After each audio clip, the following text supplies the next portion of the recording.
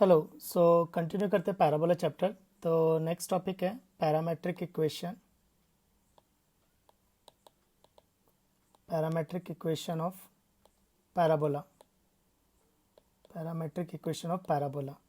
तो पैरामेट्रिक का क्या मतलब होता है कि एक्स और वाई को किसी पैरामीटर में डिफाइन करेंगे। तो if we eliminate parameter we will get the curve. तो पैरामीटर को एलिमिनेट करने पे कर्व आ जाएगा। कभी ऐसा लगता है स्टूडेंट को कि थीटा के टर्म्स में आना चाहिए, पर ऐसा ज़रूरी नहीं है कि वो थीटा के टर्म्स में ही आए, ऐसा ज़रूरी नहीं है। तो ऐसा ज़रूरी नहीं है कि वो थीटा के टर्म्स में ही आए। तो पैराबोला क्या है, y square is equal to 4x। तो इसकी पैरामेट्रिक इक्वेशन है y is equal to and x is equal to, तो x is equal to 80 square, y is equal to 280।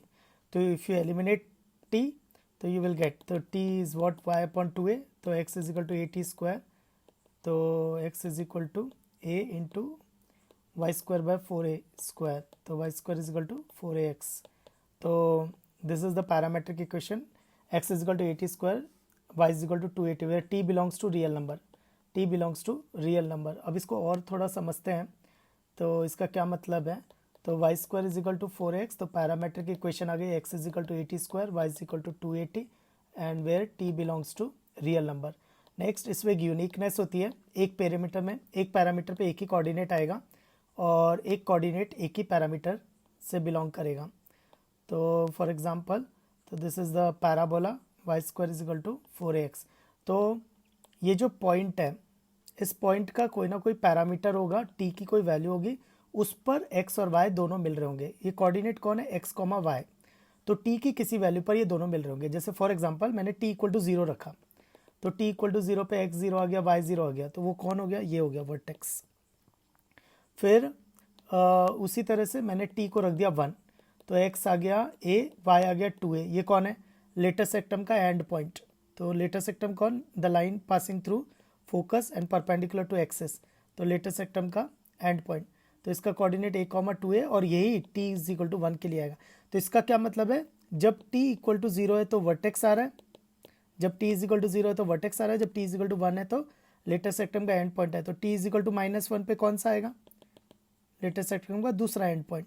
तो तो 0.1, 0.2, 0.3, 0.4, 0.5, 0.6, 0.7, 0.8, 0.9, 1, 2, 3, 4, 5, 6, ऐसे ये चलता जाएगा।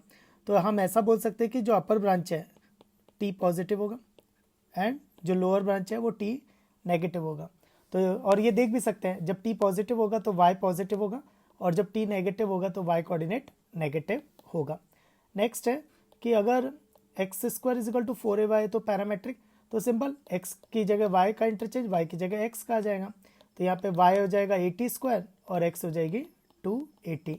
तो this is the parametric equation of x square is equal to 4ay। Next topic, equation of chord. Equation of chord joining t1 and t2। t1 मतलब पहला parameter, t2 मतलब दूसरा पैरामीटर, और t1 के लिए एक कोऑर्डिनेट मिल रहा होगा, t2 के लिए दूसरा कोऑर्डिनेट मिल रहा होगा। तो t1 के लिए एक कोऑर्डिनेट मिल रहा होगा, t2 के लिए दूसरा कोऑर्डिनेट मिल रहा होगा। तो this is the parabola y square is equal to 4ax। तो ऐसा कुछ हो रहा होगा कि ये t1 पे एक पॉइंट मिल रहा होगा, t2 पे एक और पॉइंट मिल रहा होगा, तो इन दोनों को ज्वाइन करने वाली लाइन की इक्वेशन चाहिए। इन अदर वर्ड्स, ये पॉइंट का कोऑर्डिनेट हो जाएगा 81 स्क्वायर कॉमा 281, और इस पॉइंट का कोऑर्डिनेट हो जाएगा 82 square comma 282।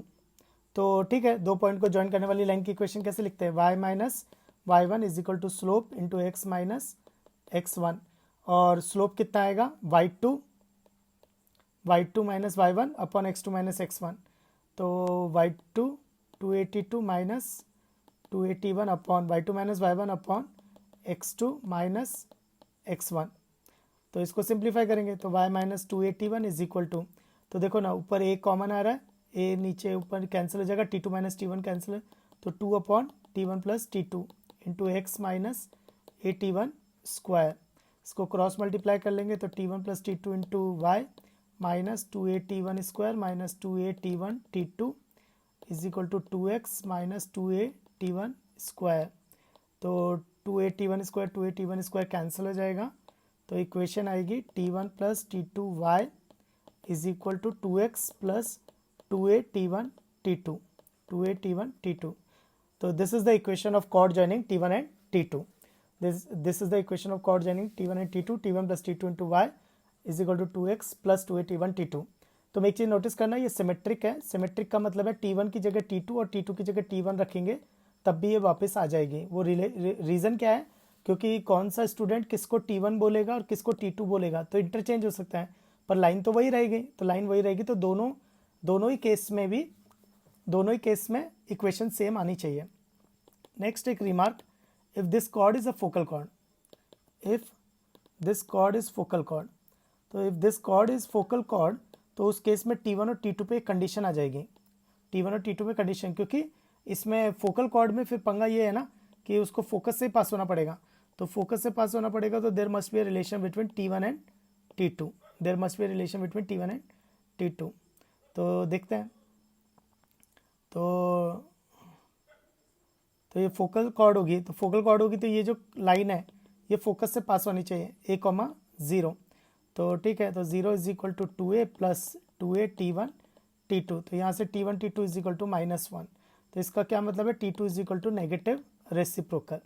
t2 is equal to negative reciprocal. तो इसका क्या मतलब है कि अगर कोई पैराबोला है y square is equal to 4ax, तो अगर ये फोकल कॉर्ड है, तो इसका कोऑर्डिनेट अगर t1 है तो इसका कोऑर्डिनेट होगा, इसका पैरामीटर t2 जो होगा वो होगा -1/t1. तो अगर इस पॉइंट के कोऑर्डिनेट at1 स्क्वायर 2at1 है तो इसके कोऑर्डिनेट होंगे a by t1 square -2a/t1, a/t1 square -2a/t1. तो जो भी इसका पैरामीटर होगा उसका नेगेटिव रेसिप्रोकल उसके अपोजिट में होगा फोकल कॉर्ड के. नेक्स्ट एक क्वेश्चन है. तो क्वेश्चन क्या कह रहा है कि सर्कल पैराबोला को ज़्यादा से ज़्यादा 4 पॉइंट पे कट करता है. सर्कल पैराबोला को ज़्यादा से ज़्यादा 4 पॉइंट पे कट करता है. तो इस क्वेश्चन में हमें ये बताना है कि वो जो 4 पॉइंट्स होंगे उन 4 पॉइंट्स के ऑर्डिनेट्स का जो सम होगा वो 0 आएगा, ये एक बताना है. दूसरा हमें बताना है कि अगर कोई सी भी दो पॉइंट को ज्वाइन करने पे जो 2 लाइंस आएंगी, तो दो पॉइंट को ज्वाइन करने पे 2 लाइंस आएंगी, वो दोनों lines equally incline to x axis है. इसका ये मतलब है कि अगर एक लाइन ये है और दूसरी लाइन ये है तो इक्वली इंक्लाइंड है. तो अगर ये थीटा है तो ये भी एंगल थीटा होगा. इन अदर वर्ड्स ये पाई माइनस थीटा होगा. तो दे आर सप्लीमेंट्री एक्चुअली. तो lines are making supplementary angles. तो ऐसा होगा, तो एक थीटा होगा तो दूसरा पाई माइनस थीटा होगा, तो सप्लीमेंट्री एंगल्स होंगे तो सम ऑफ स्लोप 0 आएगा. तो m1 plus m2 is equal to 0 आएगा. तो हमें पहले प्रूफ करना है कि सम ऑफ ऑर्डिनेट 0 है. दूसरा हमें प्रूफ करना है कि दो पॉइंट को ज्वाइन करने पे जो 2 लाइंस मिलेंगी वो equal incline to x axis है. तो इसका मतलब they are making supplementary angles, तो इसका मतलब सम ऑफ स्लोप इज 0. तो देखते हैं. तो इस तरह से कुछ होगा. ये पैराबोला हो गया, y square equal to 4x, और एक ये सर्किल हो गया. तो सर्किल अपन जनरल लेंगे, x square plus y square plus 2gx plus 2fy plus c is equal to 0. और ये वो पैरामीटर्स हो गए. तो ये मान लो t1, ये हो गया t2, ये हो गया t3 और ये हो गया t4. तो होगा क्या कि अब अगर ये 4 पॉइंट पे कट कर रहा है तो ये पॉइंट ऑफ इंटरसेक्शन कैसे निकालते हैं? Solve circle and parabola. तो सर्किल हो गया, ये पैराबोला हो जाएगा x is equal to 80 square and y is equal to 280. इसको पुट कर दो सर्किल में. तो 80 स्क्वायर का होल स्क्वायर प्लस 280 का whole square plus 2g80 square plus 2f 280 plus c is equal to 0. तो इसको तरीके से लिखा तो a square t raise to 4 plus 4a square t square plus 2ga t square plus 4f a t plus c is equal to 0. तो ये t की by quadratic है, तो इसके जो 4 रूट्स आएंगे वो t1 t2 t3 t4 होंगे. तो इसके जो 4 रूट्स होंगे वो एक्चुअली पॉइंट ऑफ इंटरसेक्शन के चारों कोऑर्डिनेट्स के पैरामीटर टी होंगे। अब हमें प्रूफ करना है sum of ordinates. Sum of ordinates होता है वाई कोऑर्डिनेट, तो वो हो जाएगा 2a_t1 plus 2a_t2 plus 2a_t3 plus 2a_t4। तो 2a कॉमन आ गया, तो t1 plus t2 plus t3 plus t4। और ये कौन होता है? Sum of roots one at a time. तो t1 plus t2 plus t3 plus t4 sum of roots one at a time होता है minus coefficient of t³ upon leading coefficient. पर इस केस में ये जीरो है, तो ये आ जाएगा जीरो। तो ये पहला पार्ट प्रूफ हो गया, हैंस प्रूफ। दूसरे पार्ट में प्रूफ करना था कि मान लो t1 और t2 को ज्वाइन करने वाली जो लाइन होगी, और उसी तरह से t3 और t4 को जो ज्वाइन करने वाली लाइन होगी, ये इक्वली इंक्लाइंड होगी। तो मतलब इसका स्लोप अगर m1, इसका स्लोप m2 है, तो m1 plus m2 is equal to zero आ रहा होगा। m1 plus m2 is equal to zero आ रहा होगा। तो ये हमें प्रूफ करना है, ठीक है।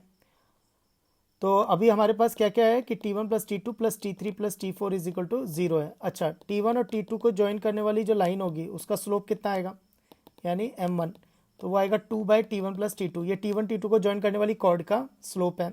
तो सिमिलरली t3 t4 को ज्वाइन करने वाली लाइन का स्लोप यानी m2, तो वो कितना आएगा 2/t3 प्लस t4। अब तो m1 प्लस m2 निकालते हैं, तो 2/t1 plus t2 plus 2/t3 plus t4। तो यहाँ से हम देख सकते हैं कि t3 प्लस t4 जो है वो माइनस t1 माइनस t2 है। तो यानी 2/t1 plus t2 is equal minus 2/t1 plus t2 which is equal to zero. So m1 plus m2 is equal to zero. तो यानी lines are making equal angle with x axis, तो they are equally inclined to x access.